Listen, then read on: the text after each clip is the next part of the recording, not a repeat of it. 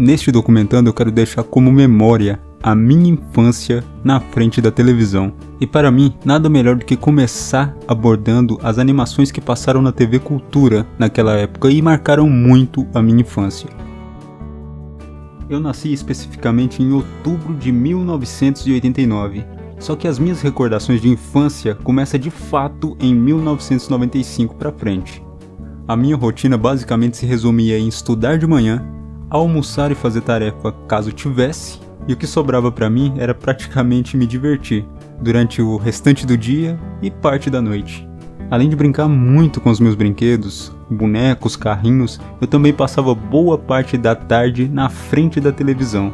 Eu assistia vários canais naquela época, inclusive a falecida TV Manchete. Só que neste documentando eu vou focar unicamente na TV Cultura e nas animações que eu assisti naquela época. Só para deixar uma coisa bem clara antes de mais nada. Esse vídeo em momento nenhum quer menosprezar a infância atual. Nem tampouco dizer que a minha infância foi melhor que a infância das crianças de hoje em dia. Dizer isso seria estúpido e um tanto quanto prepotente. Você é a única pessoa que pode determinar para você se a sua infância foi boa ou ruim. São gerações diferentes em tempos diferentes. Senão você fica aquela coisa sempre antiga, retrógrada, né? Que sempre a geração anterior diz que a geração dela que era a melhor. Ah, TV Cultura. Como um canal pode moldar tanto um caráter de uma pessoa, assim como moldou o meu? Eu apenas vou citar alguns desenhos que passaram naquela época. Desenhos lindos, que eu realmente até hoje tenho as lembranças de algumas coisas em específicos desses desenhos. Bom, lembrar é viver, vamos lá. Quero começar por alguns desenhos não tão conhecidos assim. Acho que muitas pessoas não vão conhecer. Acho que só mesmo aquelas que viveram nessa época, entre os anos de 96, 7, 8, por aí, até o começo dos anos 2000.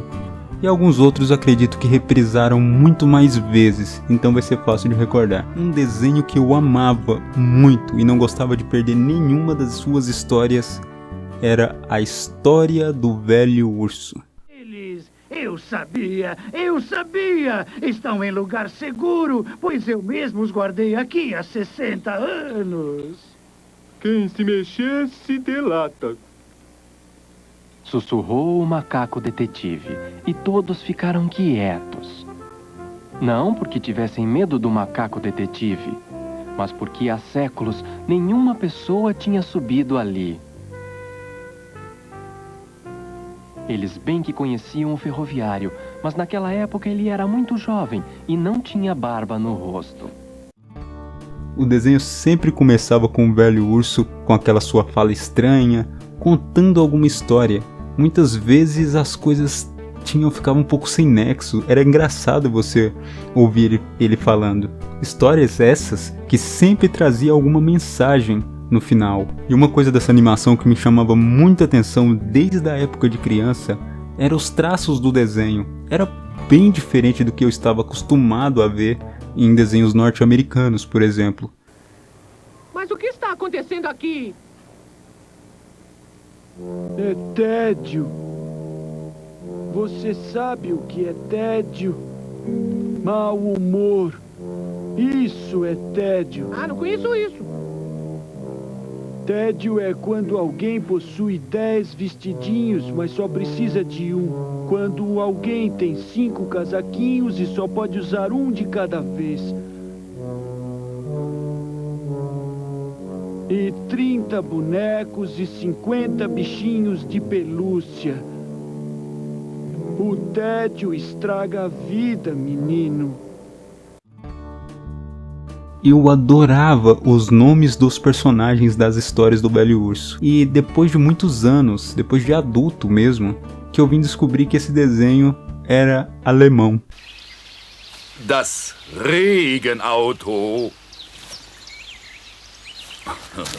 Ich meine, die Geschichte heißt Das Regenauto. Weiter nichts.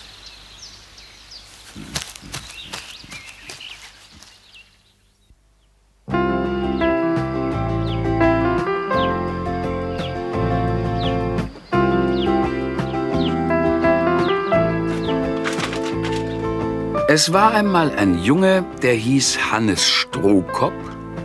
E de uma forma lúdica eu recebi experiências de outra cultura, porque o desenho em si, ele tem uma pegada diferente que você não encontra em desenhos norte-americanos, por exemplo. E mesmo depois de mais de 20 anos, eu tenho lembranças vívidas de alguns episódios desse desenho, até nomes de personagens que passavam em um único episódio. Eu ainda lembro do Hans Sprockop. Eu não sei se era bem essa pronúncia, mas é a pronúncia que ficou guardada na minha cabeça. Suas histórias pareciam ser bobas, muito infantil, mas as mensagens hoje em dia, eu avalio elas como mensagens muito filosóficas até. É engraçado isso. É uma pena que a animação As Histórias do Velho Urso não é muito fácil de encontrar hoje em dia. Principalmente se você quer achar ela em português do Brasil. Em alemão até que você acha bastante coisa. Mas se você não entende, assim como eu, fica um pouco complicado. As que eu achei em português, a qualidade estão muito ruim, como vocês puderam ver aí. Uma animação que eu tenho quase certeza que não vai ser muito lembrada, ela se chama Mena.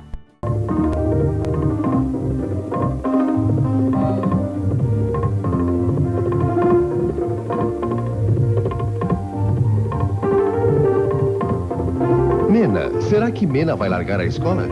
Versão brasileira BKS. É a história de uma menina do sul da Ásia que tem vários desafios na vida. Viver em uma sociedade onde que garotas não têm o direito nem sequer de estudar, e o que preparam para ela é bastante trabalho e aquela preparação para ela ser mãe um dia e virar dona de casa, obviamente. Isso nem parece temas abordados em um desenho infantil, né? Mas é sim.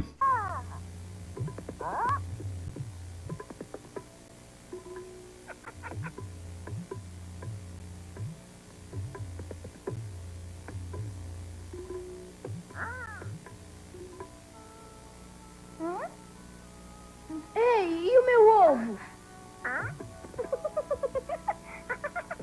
Não brinque assim, Mena. Devolva o ovo do Raju. Ah, devolver? Oh, sim. Raju está em fase de crescimento. Precisa comer bem. Mãe, não acha que Mena também precisa comer bem? Ela também está crescendo e trabalha bastante. Ah, acontece que o trabalho de Mena é moleza. Eu faria assim.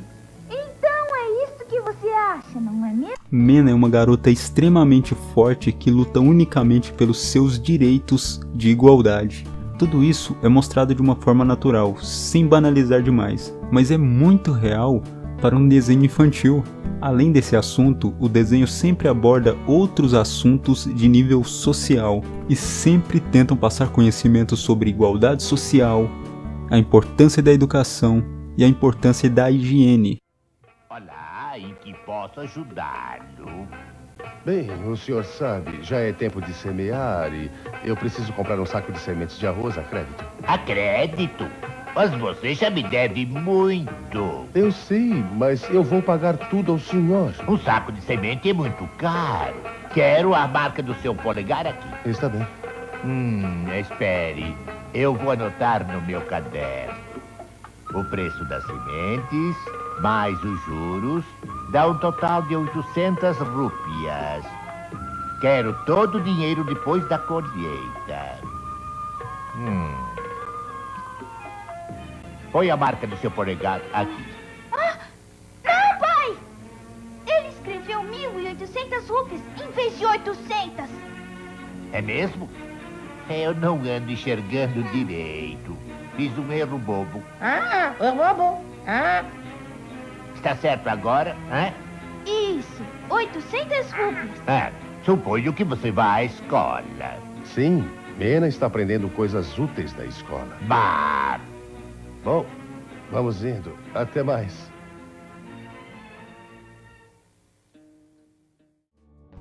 A animação foi feita entre a BBC e a Unicef, que visava educar crianças do sul da Ásia, mas caiu como uma luva para o Brasil. E eu digo ainda melhor, cairia como uma luva se passasse atualmente, porque tem gente que parece que morreu no tempo, né? É engraçado assistir Mena hoje em dia e pensar na quantidade de adultos que não têm 1 centímetro de consciência humanitária e social, só pensam no que possa ser bons para os seus egos. Esse desenho é extremamente valioso para mim, e eu poderia aprofundar muito mais neles nos temas decorrentes de cada episódio em si, mas infelizmente não dá tempo para ser tão específico assim, temos outros desenhos para falar. Só uma coisinha, esse desenho ele teve uma outra versão, de outra maneira, tipo a Mena na cidade. Esse desenho que eu estou citando, ela se passa todo no campo, que passou no Brasil. Mas só que essa parte da cidade nunca chegou aqui, infelizmente. E parecia que as abordagens eram um pouco mais severas até. Imagina, em uma cidade grande, né? As Aventuras de Babar. Como eu gostava desse desenho. E eu lembro que ele era um dos últimos que passava na TV. E assim eu deixava a TV livre, né, para as outras pessoas daqui de casa assistir, que era só uma TV naquela época.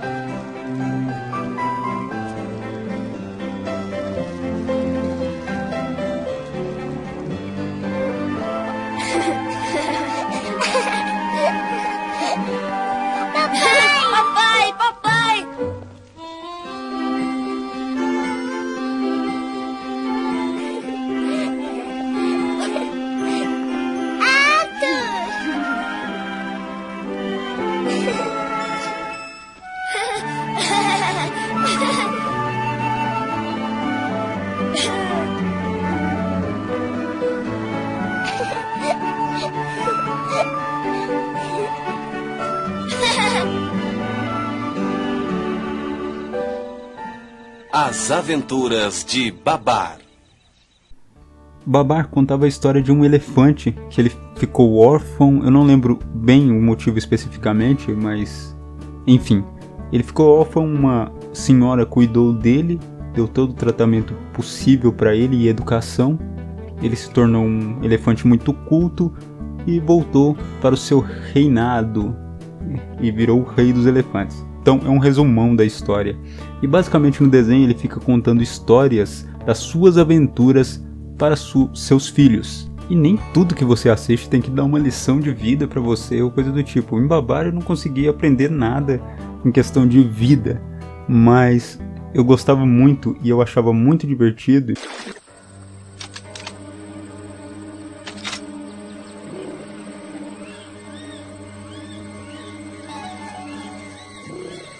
Cornélios! Senhora, decidimos que a manada deve sair imediatamente para um local seguro. Todos, protejam as crianças. Procurem um local seguro depressa. Babar! Babar! Babar!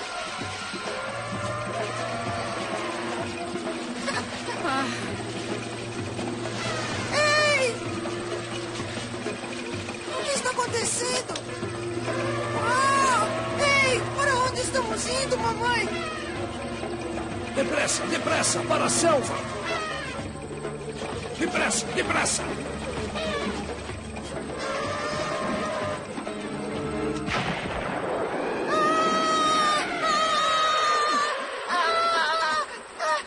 Zeca e Joca, animação por stop motion com massinha.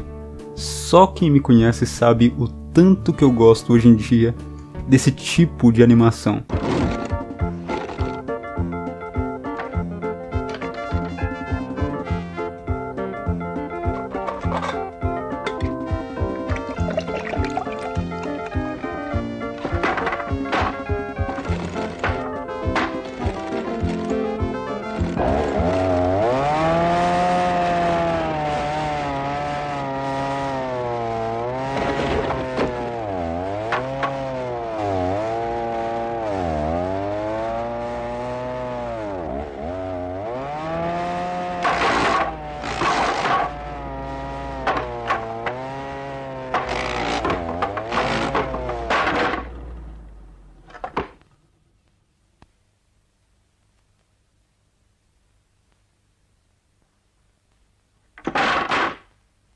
Zack Jock é algo que nunca esqueci na minha vida, e como me divertia com a simplicidade desse desenho. Era praticamente 2 irmãos, idiotas, fazendo idiotices. Eles faziam as coisas mais absurdas. Poderia dizer que eram 2 Mr. Beans. Falando assim parecia algo bobo, mas era muito divertido. Eles tinham um roteiro muito legal, e os personagens não tinham nem falas, tá?